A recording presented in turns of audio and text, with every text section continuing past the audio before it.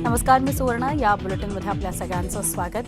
बुलेटिनच्या सुरुवातीलाच बातमी आपण मुंबईतून बघणार आहोत. मुंबईच्या शिवाजी पार्कमध्ये रहिवासी एकत्र आले आणि त्यांनी अशी मागणी केली की शिवाजी पार्कमध्ये अंत्यसंस्कार यापुढे होऊ नये. लता मंगेशकर यांच्यावर शिवाजी पार्क इथं अंत्यसंस्कार करण्यात आले. तिथेच त्यांचं स्मारक उभारावं म्हणून मोठा वाद सध्या महाराष्ट्रात सुरू आहे. मंगेशकर कुटुंबांनी या स्मारकाला विरोध केलेला आहे. शिवाजी पार्क इथं असं कुठलंही स्मारक उभारू नका आणि त्यावर राजकारण सुद्धा करू नका असं हृदयनाथ मंगेशकर म्हणाले. मात्र यापुढे शिवाजी पार्क मैदानात कोणाही व्यक्तीवर अंत्यसंस्कार केले जाऊ नयेत आणि तिथं स्मारकही उभारलं जाऊ नये असे आदेश प्रशासनाला द्यावेत अशी मागणी शिवाजी पार्क इथल्या रहिवाशांनी एका जनहित याचिकेच्या माध्यमातून मुंबई उच्च न्यायालयामध्ये केली आहे. शिवाजी पार्क हे खेळाचं मैदान आहे, त्याची ही ओळख कायम ठेवावी असं याचिकेत सांगण्यात आलंय.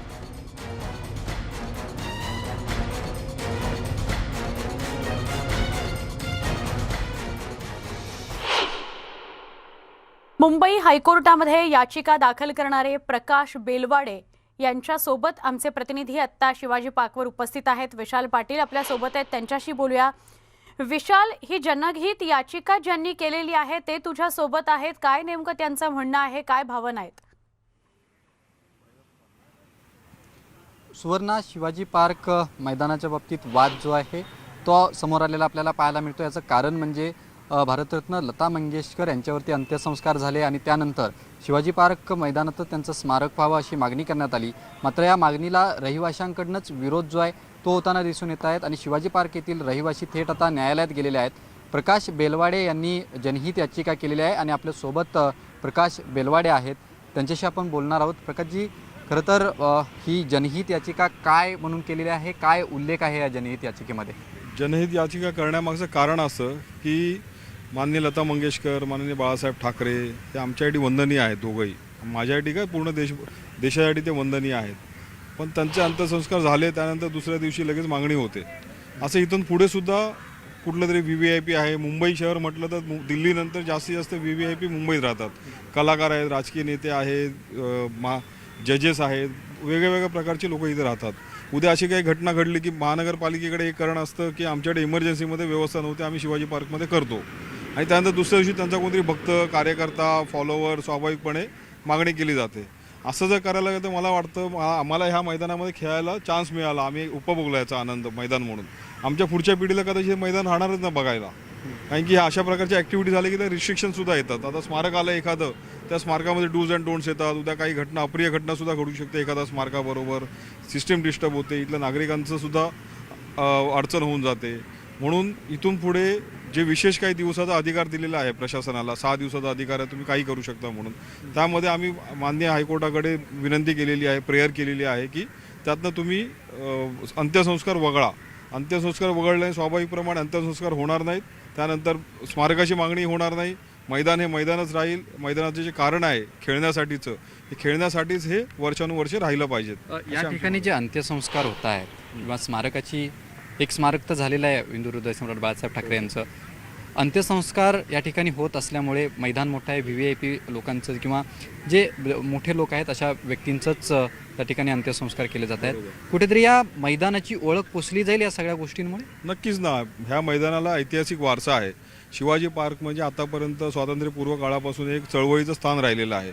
अशा मैदानामध्ये आपण अशा कार्यक्रम करायला लागलो तर हे परंपरा होऊन जाईल. दर महिन्याला काहीतरी असं होईल, उद्या अंत्यसंस्कार केले, परवा आणि काही कार्यक्रम केले जातील. त्यामुळे मैदानामध्ये ह्या मैदानातनं सचिन तेंडुलकर मिळालेत, ह्या मैदानातनं विनोद कांबळे मिळालेत, ह्या मैदानातनं भरपूर क्रीडापटू मिळालेले आहेत. बाजूला बालमोहन शाळा आहे, त्या शाळेचे विद्यार्थी इथे खेळतात, आमची मुलं इथे खेळतात. एखाद्या अंत्यसंस्काराचा कार्यक्रम झाला की 2 दिवस ते मैदान ब्लॉक होऊन जातं. बाकीसुद्धा विषय आहेत, त्यामध्ये प्रदूषणाचा विषय असतो, लहान मुलं अशा ठिकाणी एक्सपोज होणं सोयीचं नसतं, एन्व्हायरमेंटचे विषय आहेत. हे त्याची ओळखच संपून जाईल. म्हणजे शिवाजी पार्क स्मशानभूमी असं नाव कदाचित काही वर्षांनी येऊ शकतं. या याचिका दाखल केलेली आहे, तुम्ही विनंती केलेली आहात की थेट महापालिका आणि राज्य सरकारला निर्देश देण्यात यावेत की या ठिकाणी कोणत्याही प्रकारचे अंत्यसंस्कार किंवा स्मारक बनवण्यात येऊ नये. काय कधी सुनावणी आहे या प्रकरणाबाबतीत? आत्ता कालच आमची याचिका दाखल झालेली आहे. आम्ही सोमवारी, आज उद्या बंद असल्याने सोमवारी आम्ही सर्क्युलेशनसाठी डिमांड करू आणि मेन्शनिंगसाठी सुद्धा पुढे जाऊ आपण. लवकरात लवकर माननीय उच्च न्यायालय सुद्धा या विषयाची गांभीर्य लक्षात घेऊन लवकरात लवकर आपल्याला सुनावणीसाठी वेळ देतील अशी आम्हाला अपेक्षा आहे. या मैदानावरून कुठेतरी राजकीय वाद निर्माण करून ज्या पद्धतीनं स्मारकांचं वाद केला जातो किंवा स्मारकं बनवण्यात यावी अशी मागणी केली जाते, कुठेतरी राजकीय पोळी भाजून घेतली जाते राजकीय पक्षांकडनं. हो, राजकीय पक्ष ते म्हटलं ना, असं एखादी घटना घडली, अंत्यसंस्कार झाले की राजकीय पक्ष सुरू होतात, त्यांचे कार्यकर्ते सुरू होतात, प्रत्येकाला आपला अधिकार आहे मागणी करण्याचा. ते टाळण्यासाठीच आम्ही हे याचिका केलेली आहे. असं काही अंत्यसंस्कार झालेच नाही तर इथून पुढे असं काही होणार नाही त्या ठिकाणी. आणि ह्या मैदानाला राजकारणापासून दूर ठेवावे, हे याचं एक विशेष महत्त्व आहे, यांचं आमच्या मनामध्ये स्थान आहे अशी आमची मागणी आहे. नक्कीच मैदानाचं पावित्र्य किंवा मैदानाची ओळख जी आहे ती जपली पाहिजेत. माझ्यासोबत एक रहिवासी आहेत जे गेली कित्येक वर्ष या परिसरात राहतात, लहानाचे मोठे झालेले आहेत. ते काय रहिवासी म्हणून मागणी आहे, कारण का सगळे तुम्ही शिवाजी पार्कातील रहिवासी जे आहात हे मैदानाच्या मुद्द्याला धरून एकवटल्यात.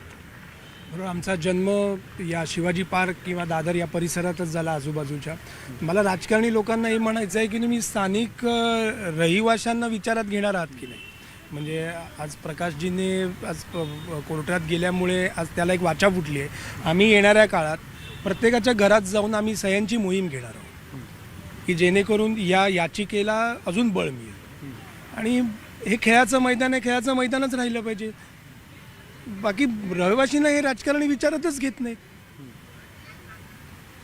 नक्कीच सुवर्ण, खरं तर रहिवाशांनी स्पष्टपणे म्हटलेलं आहे की आमच्या बाबतीत कोणीही विचार करत नाही आणि शिवाजी पार्क मैदानाची ओळख कुठेतरी या सगळ्या गोष्टींमुळे पुसली जाईल. कारण का स्मारक जर या ठिकाणी झाली तर अनेक प्रकारचे प्रोटोकॉल्स येतात, अनेक प्रकारचे रिस्ट्रिक्शन जे आहेत ते लोकांवरती येतात आणि अशा पद्धतीच्या गोष्टी टाळण्यासाठी म्हणून आम्ही न्यायालयात गेलेलो आहोत असं प्रकाश बेलवाडे यांनी सांगितलंय. त्यामुळे सोमवारी वेगवेगळे कंगोरे त्यांनी सांगितलं की या आपल्याला एक तारीख गोष्टीचे जी आणि मिळू त्यांच्या शकते. काय भावना आहेत त्या आपण जाणून घेतल्या. पण मूळ मुद्दा असा आहे, मुंबईमध्ये अनेकदा ओरड होते की मैदानच बंद पडत चालली आहेत किंवा मैदानं संपुष्टात येत चालली आहेत. आता अगदी हाताच्या बोटावर मोजण्या इतकी मैदानं उरली आहेत.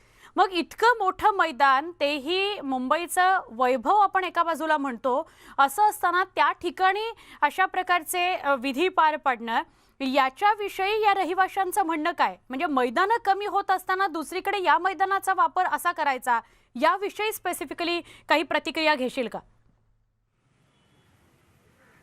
नक्कीच सुवर्ण, खरं तर मैदानांचा विषय आपण घेतला, जर या परिसरातील मैदानं वाचवण्याच्या बाबतीत जर बोलायला गेलं तर या परिसरामध्ये एक दोन मोठी मैदान होते. एक म्हणजे शिवाजी पार्क मैदान आहे आणि दुसरं म्हणजे सिद्धिविनायक मंदिराच्या बाजूला जे मैदान होतं ते सध्या मेट्रोचं काम चालू असल्यामुळे गेली 5 वर्ष बंद आहे. त्यामुळे प्रभादेवीमध्ये जो लोक जे आहेत, जे खेळाडू आहेत, जे त्या मैदानात जात होते त्यांना कायमस्वरूपी मैदान बंद झाल्याने ते शिवाजी पार्क या मैदानाकडे वळले. त्यामुळे या दादर आणि प्रभादेवी जर हा परिसर बघितला तर फक्त एकच मैदान जे ते या दोन्ही विभागातल्या लोकांना वापरायला मिळतंय. या बाबतीत आपण यांना विचारूयात. खरं तर ज्या पद्धतीनं मुंबईतली मैदानं कमी होत आहेत, मग मुंबईतील विकास असेल, मेट्रोची कामं असतील, मेट्रोच्या कामामुळे अनेक मैदानं जी आहेत ती मेट्रोच्या ताब्यात आहेत, ते मैदान आता होतील की नाही याच्यावरती प्रश्नचिन्ह आहे. अशा पद्धतीच्या गोष्टी आल्या तर अशा प्रकारचा एक ऐतिहासिक वारसा लाभलेलं मैदान, याची कुठेतरी ओळख संपुष्टात येईल या सगळ्या गोष्टींमुळे. हो, नक्कीच ना.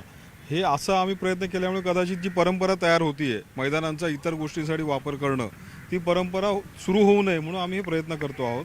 कारण की आता तुम्ही जसं म्हणाल सिद्धिविनायकचं मैदान बंद झालं, दुसरं एक मैदान सिद्धिविनायकच्या जवळच महाराष्ट्र हायस्कूलच्या समोर होतं, त्याला सुद्धा कोविडसाठी वापरायला सुरुवात केली होती. भरपूर आता मैदान ज्या कोविड सेंटर तयार झालेले आहेत, सगळ्या ठिकाणी रिस्ट्रिक्शन्स आहेत. त्यामुळे आता आपण बघतो हे शिवाजी पार्क जे ह्याचं जे पावित्र्य आहे, शिवाजी पार्कचं लाईव्हनेस असतो ना, इथे 24 तास लोक असतात. कोण फुल डे ड्युटी करून आलेला असतो, इथे रिलॅक्स होतात, वॉक करायला येतात, खेळतात, लहान लहान मुलं, बाजूला बालोद्यान आहे. ह्या सगळ्या ह्याच्यामध्ये हे मैदान जर राहिलं तर या सगळ्यांना जो आनंद हवा आहे तो मिळेल नक्की. मैदानं म्हणजे मुंबईची फुफ्फुस आहेत. आपण फुफ्फुसं कापायला लागलो तर मुंबईची काय स्थिती होईल आपल्याला माहिती आहे. नक्कीच, खरं तर यांच्या बोलक्या प्रतिक्रिया रहिवाशांच्या आहेत. मी रहिवाशांनी आता म्हटलंय की आम्ही सगळ्या परिसरातील म्हणजे शिवाजी पार्क परिसरातील लोकांच्या घरी जाणार आहोत, त्यांची काय प्रतिक्रिया आहे ती आम्ही घेणार आहोत आणि स्वाक्षरी मोहीम जी आहे ही राबवणार आहोत. त्यामुळे आता शिवाजी पार्कच्या मैदानाच्या बाबतीत जो वाद निर्माण झाला आहे या बाबतीत आता रहिवासी जे नक्की. आहेत ते संपूर्णपणे एकवटलेले आपल्याला पाहायला बरोबर. मिळतायत. या सगळ्या चर्चेदरम्यानचा महत्वाचा मुद्दा विशाल हाच इथे समोर येतोय की मैदानं मुंबईतली टिकली पाहिजेत आणि मैदानं जर नाही टिकली तर खरोखर मुंबईची फुफ्फुसच आपण काढून टाकतोय किंवा तीच बंद पाडतोय अशी परिस्थिती निर्माण व्हायला नको. धन्यवाद ही माहिती दिल्याबद्दल विशाल आणि संवाद साधल्याबद्दल. विधान परिषदेचे सभापती रामराजे नाईक निंबाळकर आणि विधानसभेचे उपाध्यक्ष नरहरी झिरवळ यांनी राजभवनामध्ये जाऊन राष्ट्रपती रामनाथ कोविंद आणि राज्यपाल भगतसिंग कोश्यारी यांची भेट घेतली. या भेटीमध्ये 12 आमदारांच्या निलंबनाच्या प्रश्नाविषयी चर्चा झाली. या भेटीनंतर बोलताना रामराजे निंबाळकर यांनी 12 आमदारांच्या निलंबनाच्या प्रश्नी सुप्रीम कोर्टाच्या निर्णयाचं पालन केलंय असं स्पष्ट करण्यात आलंय. या भेटी दरम्यान घटनात्मक पीठ तयार करावं अशी मागणी निंबाळकर यांनी केली.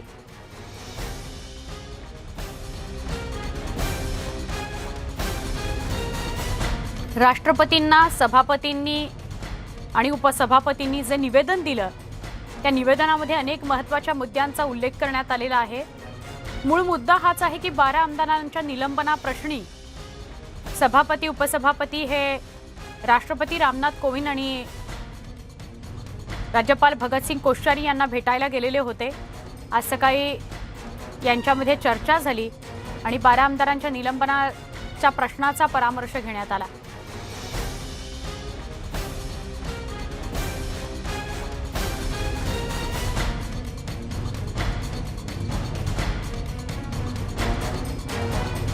त्या 11-12 आमदारांच्या येणं जाणं चालू झालेलं आहे विधानभवनाच्या परिसरामध्ये आणि त्यांचे अधिकार देखील त्यांना बहाल करण्यात आलेले आहेत. याचा अर्थ असा आहे की त्यांचं निलंबन मागे झालेलं आहे.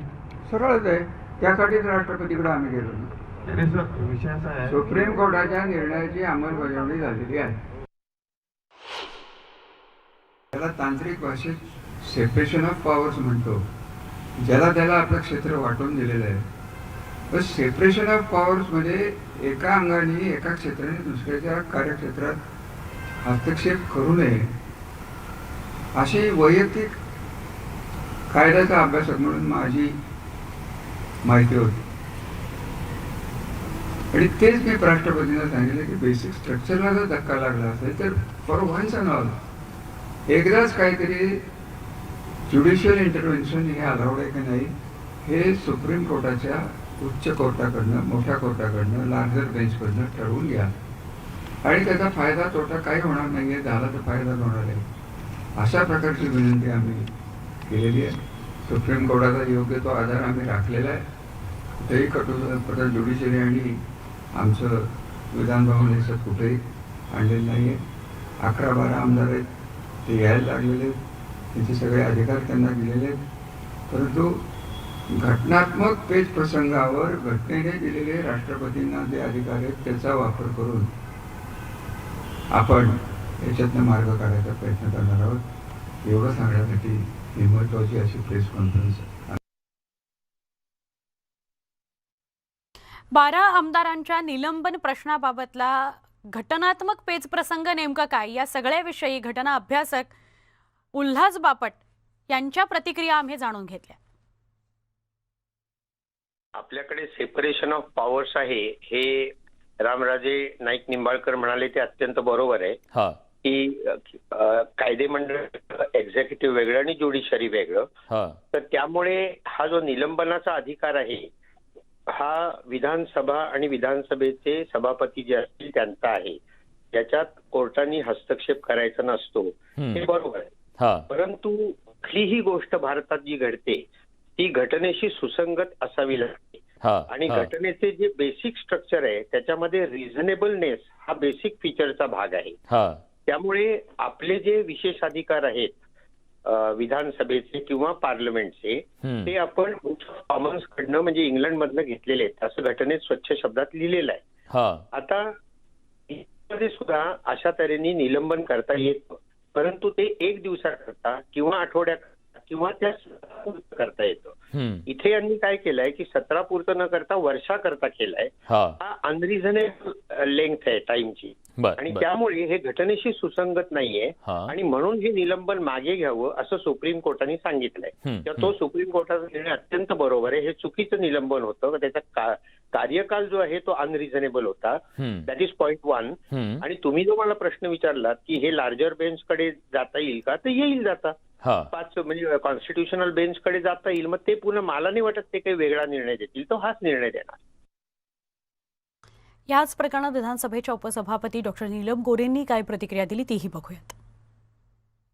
सभापती रामराजे निंबाळकर यांनी जे अतिशय सविस्तर आणि अभ्यासपूर्ण असं विवेचन केलं ते तुम्ही आता लाईव्ह ऐकवलेलं आहे. आम्ही त्या पत्रकार परिषदेत स्वतः होते आणि माननीय राष्ट्रपतींना भेटलो आम्ही आणि त्यांना आम्ही निवेदन दिलेलं आहे. आणि विधिमंडळाच्या स्वतःची कार्य बजावत असताना जसा विधानसभेच्या किंवा परिषदेच्या आमदाराला स्वतःचा एक विशेष अधिकार असतो की जेणेकरून त्यांना त्यांचं कार्य पार पाडता यावं, तसंच विधिमंडळामध्ये आपण अनेक प्रश्नांना वाचा फोडतो, त्याच्यावर निर्णय घेतो, त्याच्यावर चर्चा करतो, काही वेळेला अधिवेशन नसतानाही बैठका घेतो आणि त्यामुळे विधिमंडळ हा एक लोकशाहीचा महत्वाचा स्तंभ आहे.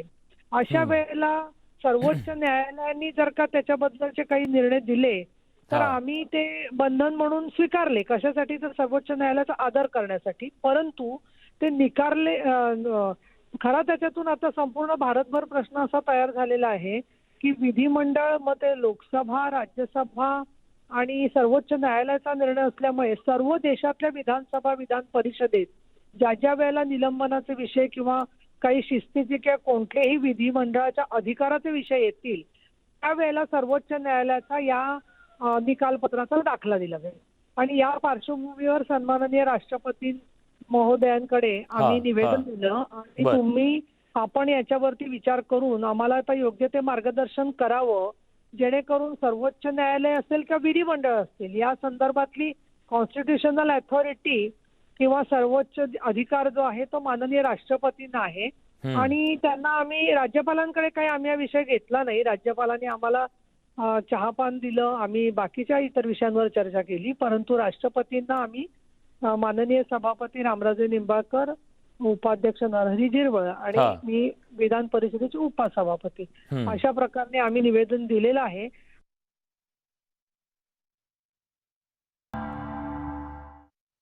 बुलेटिनमध्ये पुन्हा एकदा स्वागत.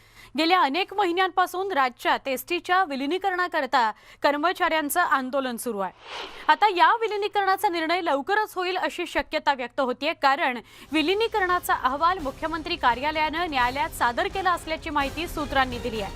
न्यायालयानं नेमलेल्या समितीने मुख्यमंत्री कार्यालयात हा अहवाल सादर केला होता. आता हा अहवाल न्यायालयात सादर केल्यानं न्यायालय ठरलेल्या तारखेलाच निर्णय देण्याची शक्यता व्यक्त केली जाते. अत्यंत महत्त्वाची ही घडामोड आहे. एसटीचं आंदोलन अनेक कर्मचारी महाराष्ट्रातल्या वेगवेगळ्या एसटी डेपोमध्ये अजूनही करता आहेत आणि आता मात्र ज्या अहवालाची प्रतीक्षा केली जात होती, वारंवार सरकारकडून, परिवहन मंत्र्यांकडून ज्या अहवालाचा दाखला दिला जात होता, तो अहवाल विलिनीकरणासंदर्भातला समितीचा अहवाल हा मुख्यमंत्र्यांकडे पाठवला गेला आणि मुख्यमंत्री कार्यालयाने तो आता न्यायालयामध्ये सादर केलाय अशी माहिती मिळते आहे. त्यामुळे विलिनीकरण होणार की नाही होणार हे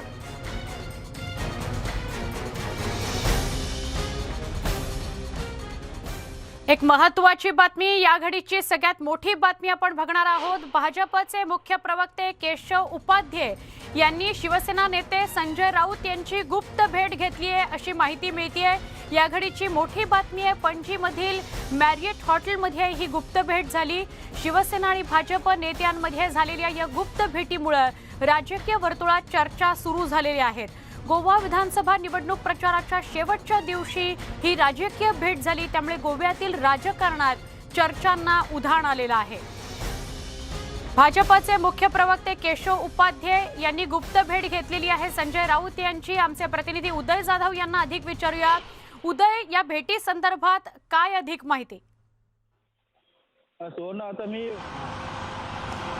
सुवर्ण, आता मी पणजीतल्या मॅरियट हॉटेलमध्ये आहे आणि याच मॅरियट हॉटेलमध्ये शिवसेना नेते संजय राऊत हे राहत आहेत आणि संजय राऊत हे दररोज सकाळी माध्यमांशी बोलतात, त्यामुळे सर्व प्रसारमाध्यम जे ते इथं आले होते त्याची प्रतिक्रिया घेण्यासाठी. मात्र संजय राऊत हे काहीशा मीटिंगमध्ये होते आणि ह्या मीटिंगनंतर भाजपचे मुख्य प्रवक्ते केशव उपाध्ये हे त्यांच्या रूममधून अचानक बाहेर आले, त्यामुळे सर्वांच्याच भुवया उंचावल्या की भाजपचे मुख्य प्रवक्ते केशव उपाध्ये इथे कसे काय.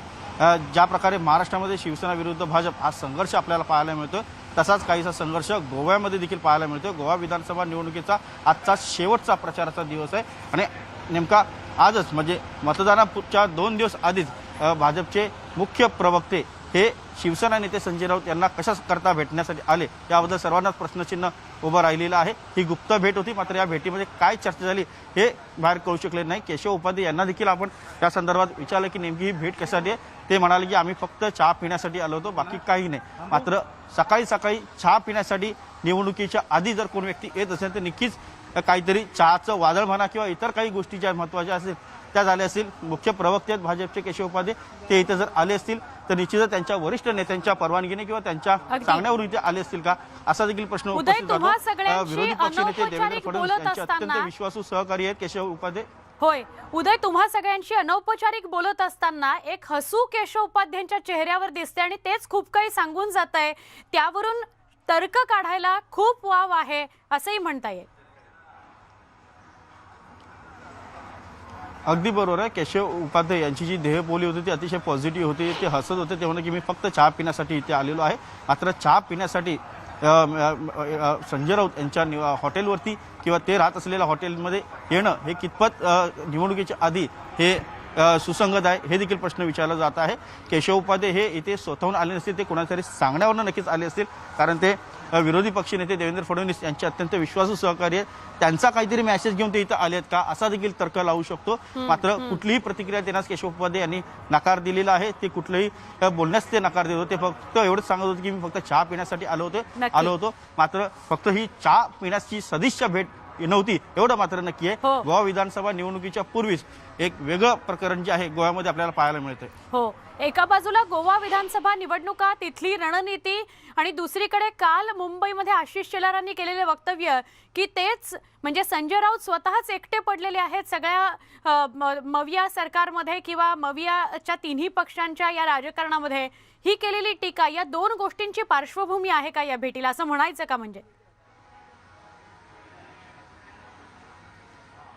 एक महाविकास आघाडीचा प्रयोग जो गोव्यामध्ये करण्याचा प्रयत्न केला होता, मात्र शिवसेना आणि राष्ट्रवादी काँग्रेस यांचीच फक्त आघाडी गोवा विधानसभा निवडणुकीमध्ये झालेली आहे. काँग्रेस स्वतंत्रपणे लढत आहे. जरी महाराष्ट्राप्रमाणे महाराष्ट्र विकास आघाडीची आघाडी जी आहे ती गोव्यामध्ये झाली नसली तरी शिवसेना राष्ट्रवादी एकत्र आहेत आणि काँग्रेस वेगळी लढत आहे. त्यामुळे इथलं राजकारण जे आहे ते काहीसं वेगळं जे आहे ते आपण म्हणू शकतो. गोव्यामध्ये भाजप विरुद्ध इतर सर्व पक्ष एकत्र आले असं अजिबात चित्र नाही. आप वेगळी निवडणूक लढते आहे म्हणजे स्वतंत्रपणे, त्याचबरोबर तृणमूल काँग्रेस जी आहे ती स्वतंत्र लढते, इतरही अपक्ष मोठ्या संख्येने आहेत. असं असताना भाजप मुख्य सत्ताधारी पक्ष आहे आणि त्याला आव्हान जे आहेत इतर घटक पक्ष जे आहेत किंवा इतर लहान मोठे पक्ष जे आहेत ते देण्याचा प्रयत्न करतात. असं असताना शिवसेनासारखा जो उत्तर गोवामध्ये जे विधानसभा आहे तिथे तुल्यबळ ठरू शकतो. तिथला जो मराठी मतदार मोठ्या संख्येने आहे तिथे निर्णायक ठरू शकते शिवसेनेची भूमिका. त्यामुळे अशा वेळेला भाजपचे मुख्य प्रवक्ते शिवसेना नेते जे संपूर्ण गोवा राज्याचे प्रमुख आहेत, इथल्या संपूर्ण निवडणुकीची जबाबदारी संजय राऊत यांच्यावरती आहे, त्यांना इथे भेटण्यासाठी आलेले. त्यामागे नक्कीच या भेटीमागे खूप काही मोठं राजकीय भूमिका असू शकते नक्कीच. आणि ही भूमिका आत्ता काय आहे हे कळू जरी शकलं नसलं तरी जेव्हा गोवा विधानसभा निवडणुकीचा निकाल लागेल 10 मार्च रोजी, त्यानंतरची जी काही घडामोडी असेल कदाचित त्यावेळेला ह्याची उत्तरं जी आहेत आपल्याला मिळू शकतात. कारण राजकारणात कधी काय होईल हे सांगता येत नाही. राजकारण कधीच कोण कोणाला नसतं. की ही जी भेट आहे, ही जी गुप्त भेट आहे, या भेटीकडे आपल्याला फक्त गोव्यापुरतं मर्यादित असं बघितलं तरी आता चालणार आहे, कारण त्याचीच पार्श्वभूमी या भेटीला आहे. पण या दोघांकडूनही काही प्रतिक्रिया याविषयी दिली गेली आहे का? शिवसेना नेते संजय राऊत यांनी या संदर्भात कुठलीही प्रतिक्रिया दिलेली नाही आहे. मात्र भाजपचे मुख्य प्रवक्ते महाराष्ट्रातले केशव उपाध्ये यांना आपण या संदर्भात सातत्याने विचारलं. ते बोलले की मी काही बोलणार नाही, मी फक्त इथे चहा पिण्यासाठी आलो होतो आणि फक्त सदिच्छा भेट होती असं त्यांनी सांगितलेलं आहे. मात्र निवडणुकीच्या पूर्वी अशा प्रकारे चहासाठी येणं किंवा सदिच्छा भेट हे फक्त तेवढ्यापुरतं मर्यादित नाही एवढं मात्र नक्की आहे. कारण राजकारणामध्ये कधी काय होईल हे सांगता येत नाही. त्यामुळे ही मतदानापूर्वी आणि प्रचाराच्या शेवटच्या दिवशी होणारी जी काही मुख्य भेट आहे ही नक्कीच खूप काही सांगून जाणारी आहे. आज शिवसेना नेते आदित्य ठाकरे हे देखील गोव्यामध्ये आहेत. कालपासून त्यांनी प्रचाराचा धडाका गोव्यामध्ये लावलेला आहे आणि आज त्यांची गोव्याचे मुख्यमंत्री पदाचे उमेदवार आणि मुख्यमंत्री प्रमोद सावंत यांच्या साखळी विधानसभा मतदारसंघामध्ये देखील प्रचार फेरी आहे। त्यामुळे शिवसेना भाजपच्या होम पिचवरती धडका देते आहे, तिथे ते प्रचार करतात। अशा वेळेला मुख्य प्रवक्ते केशव उपाध्ये यांची शिवसेना नेते संजय राऊत यांच्याबरोबर झालेली ही गुप्त भेट खूप काही सांगून जाते आहे। नेमकं राजकीय समीकरण काय आहे या सगळ्यांची उत्तर आपल्याला 10 मार्च नंतर प्रत्यक्ष जेव्हा निकाल हाती येईल त्यानंतरची काय घडामोडी असेल त्यावेळेला आपल्याला समजू शकेल। नक्की उदय, असेच सोबत राहा तुम्ही। आमचे प्रतिनिधी उदय जाधव आता गोव्यातूनच मॅरियट हॉटेलमधून जिथे संजय राऊत उतरले तिथून उपस्थित होते, पण राजकीय विश्लेषक संदीप प्रधान आपल्याबरोबर जोडले गेलेले आहेत। संदीप सर, आज सकाळी गोव्यामध्ये शिवसेना खासदार संजय राऊतांची भेट घेतली भाजपचे मुख्य प्रवक्ते केशव उपाध्ये यांनी। ते बाहेर आल्यानंतर फक्त एक गोड चांगलं स्माईल देत होते आणि असं म्हणाले की फक्त चहा पिण्याकरता मी आलो होतं।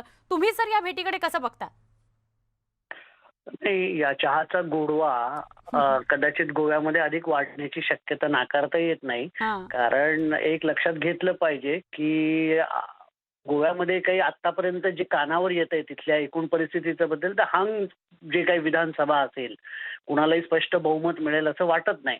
आणि अशा याच्यामध्ये समजा काही शिवसेनेला तिथं यश लाभलं तर कदाचित भविष्यामध्ये भाजपचा असा विचार असू शकतो की बाबा शिवसेनेचं काही एखाद दुसरं कोणी काही सीट आली समजा यदा कदाचित, म्हणजे त्याची शक्यता सुद्धा काही फार आत्ता आहे स्ट्रॉंग असं नाही, पण तरी सुद्धा जर काही झालं यश मिळालं तर शिवसेनेला आपल्यासोबत घेणं शक्य आहे का गोव्यामध्ये? काही गोव्यामध्ये तरी पुन्हा एकदा संवाद सुरू होतो का असा असू शकतो, हा एक भाग। आणि दुसरं असं आहे की संजय राऊत यांच्यावरती जे काही सध्या आता कारवाई सुरू आहे त्यामुळे त्यांनी जे मध्यंतरी म्हटलं की सरकारमधल्या लोकांनी उत्तरं दिली पाहिजेत, तर त्याच्यावर काल आशिष शेलार असं म्हणाले की ते एकाकी आहेत का, तर त्या पार्श्वभूमीवर सुद्धा कदाचित भाजपनं स्ट्रॅटेजी म्हणून संजय राऊत यांची भेट घेऊन त्यांना कुठेतरी त्यांना हे करण्याचा प्रयत्न केला असेल, आपलंसं करण्याचा किंवा त्यांच्याबरोबर थोडासा आपल्या मनामध्ये एक सहानुभूती असं दाखवण्याचा एक प्रयत्न केला की काय, या दृष्टिकोनातून सुद्धा ही भेट असू शकेल।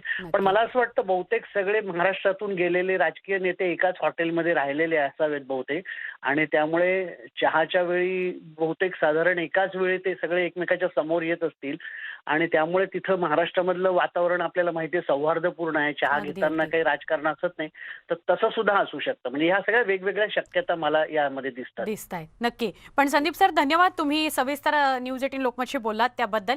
फक्त गोव्यापुरतं राजकारण आणि त्याविषयीची चर्चा नसावी तर त्या व्यतिरिक्तही काही शक्यता संदीप प्रधान राजकीय विश्लेषक आपल्याशी बोलत होते त्यांनी व्यक्त केलेल्या आहेत।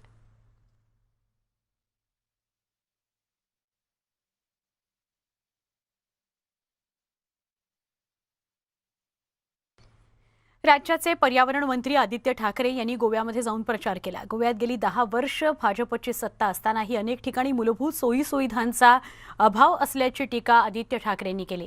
पेडणे इथल्या प्रचार सभेदरम्यान आमचे प्रतिनिधी उदय जाधव यांनी आदित्य ठाकरे यांच्याशी खास संवाद साधला।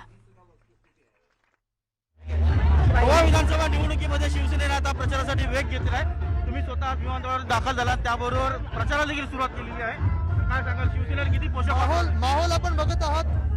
शिवसेनेचा आवाज सगळीकडे आहे, गोव्यामध्ये सगळीकडे शिवसेनेचा आवाज घुमत आहे, शिवसेनेचा भगवा सगळीकडे आहे आणि आम्ही पेडण्यात आहोत, आमच्याबरोबर किशोरीताई देखील आहेत, सगळेच प्रचार करत आहोत। एक महत्त्वाची गोष्ट आहे की जो काही रिस्पॉन्स गोवेकरांकडून मिळत आहे तो महत्त्वाचा आहे। गेल्या 10 वर्षात आपण बघत असाल इथे खोटे आश्वासन दिली गेली, पाण्याचा प्रश्न आहे, विजेचा प्रश्न आहे आणि हे बेसिक प्रश्न अजून सोडवलेले नाही। 10 वर्ष इथे सत्ता असताना, केंद्रात 7 वर्ष सत्ता असताना हे प्रश्न जर सुटू नाही शकले तर पुढचे 5 वर्ष तरी काय करतील? पंतप्रधान गोव्यामध्ये आले आणि त्यांनी गोव्याला गोल्डन गोवा करणार असं आश्वासन गोवेकरांना दिलं।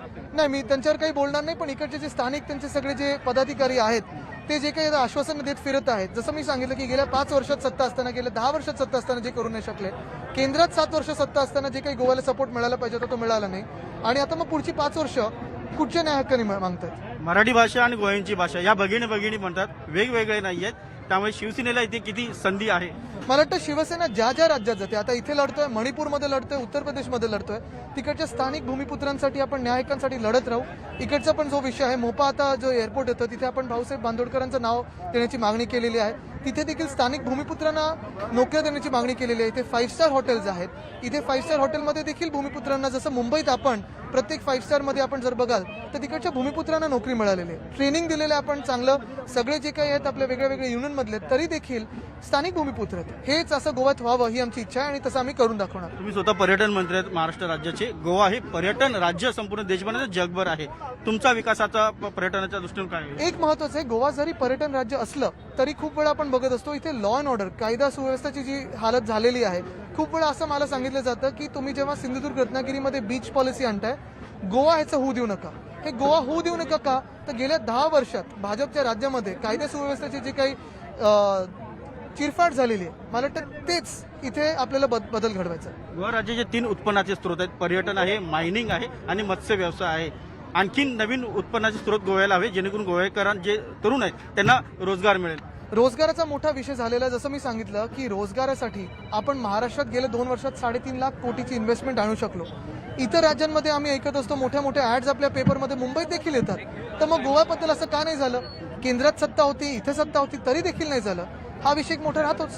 गोव्यात शिवसेनेचे 11 उमेदवार आहेत. तुम्ही म्हणता ही फुटबॉलची टीम आहे. नक्कीच गोल किती करणार? गोव्यात फुटबॉल फेमस आहे आणि गोव्यात शिवसेना फेमस आहे. 11च्या 11 जिंकून येणार. किती गोल करणार शिवसेना? जास्तीत जास्त. व्हिडिओ जर्नलिस्ट संदीप मोरेसह उदय जाधव, न्यूज 18 लोकमत, पेडणे, गोवा. पुन्हा एकदा बुलेटिनमध्ये स्वागत. पुण्यामध्ये उपमुख्यमंत्री अजित पवार बोलत आहेत. थेट प्रक्षेपण. कुठल्याही पद्धतीनं काही चुकीचं घडता कामा नये. तर ह्या सगळ्या बातम्या आल्यामुळं आजची मीटिंगमध्ये पहिलाच विषय आम्ही तो घेतला आणि त्याच्यामध्ये सुहास दिवसांनी पूर्णपणे काय काय घडलं, कसं कसं घडलं, ह्या सगळ्या अधिकाऱ्यांनी कशा पद्धतीनं हे सगळं राबवलं हे प्रेझेंटेशन म्हणण्यापेक्षा माहिती देण्याचा प्रयत्न केलेला आहे. ती सगळी माहिती सगळ्यांनी समजून घेतली. त्याच्या संदर्भामध्ये एक नोट पण त्यांना तयार करायला सांगितलेली. ती नोट पण मी सर्क्युलेट करेन तुम्हाला, म्हणजे आम्हाला तर ते सगळ्या आमदारांना आणि बाकीच्या सरकारना देणारच आहे, तर तुम्हालाही देण्याचा आम्ही काम करू. पण एक इथल्या बाबतीमध्ये कुठलंही काही चुकीचं आपण होऊन दिलेलं नाही, एवढंच मला त्याबद्दल सांगायचं आहे. आपल्याला या सगळ्या घडामोडींसह बुलेटिनमध्ये इथेच थांबतोय. कोरोना मात्र अजून गेलेला नाही. कोरोनाचे रुग्ण रोज नव्यानं सापडत आहेत. त्यामुळे कोरोनाची त्रिसूत्री, कोरोनाचे नियम पाळायला विसरू नका. news18lokmat.com या यूट्यूब चॅनलला सबस्क्राईब करा. फेसबुक, ट्विटरवर फॉलो करा, म्हणजे ताज्या बातम्या तुमच्यापर्यंत पोहोचत राहतील. पहा फक्त न्यूज 18 लोकमत.